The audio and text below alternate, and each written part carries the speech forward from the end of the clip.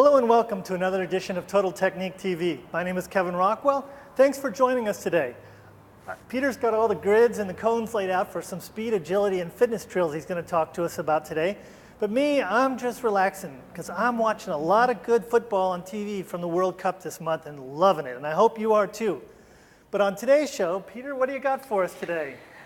Well, Kevin, it may be a little late for you, but we need all our players to work on fast feet and agility and quickness so they can compete at the highest level. But before we get into that, let's go to our latest soccer update.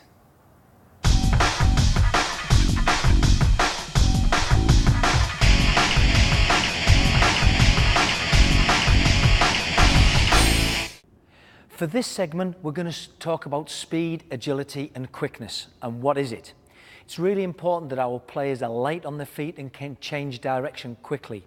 Not every coach has agility ladders, so what we've done here is we've set out discs, something that every coach should have in their pack, to work on these different drills and show the different things we can do to make sure that our kids get the muscle memory to make sure they're nice and light on their feet.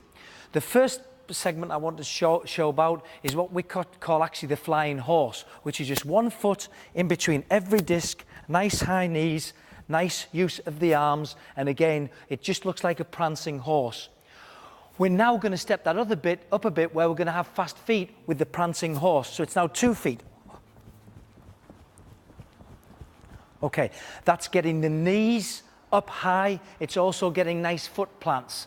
The next one's my particular favorite. We call it the pop. We're going to have an imaginary soccer ball on the top of each disc, and we're just going to pop our leg and separate a bit like scissors over the top of the discs. We can do that right and left foot. Again, we need to work both sides of the body.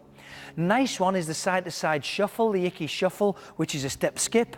Again, looking at body momentum and also absorbing all the energy up and down so that we're not static.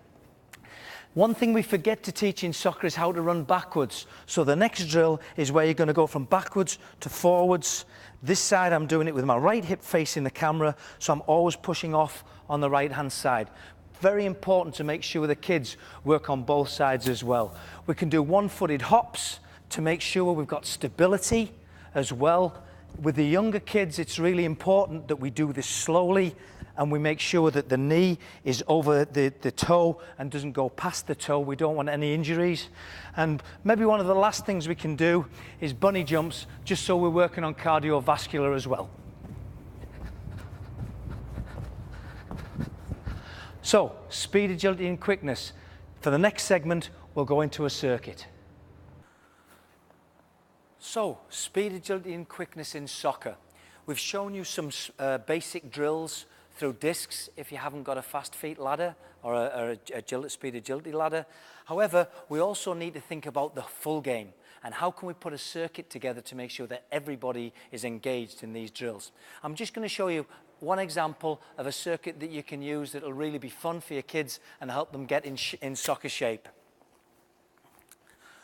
So we're going to start off with a prancing horse, and then we're just going to use all the discs to do different movements.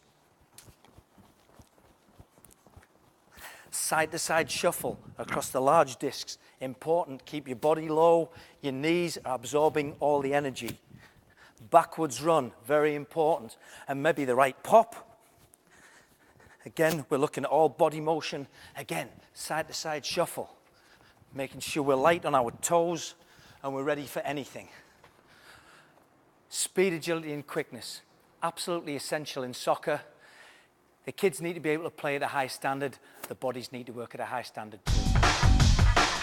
So Peter, the drills you showed here and the grid you set out, this is one example. How many variations are there for this kind of a setup? To be honest with you, Kevin, there's infinite variations, and you're only limited by the coach's imagination. The really important thing is, soccer is an athletic sport and we need the kids to be light on their feet.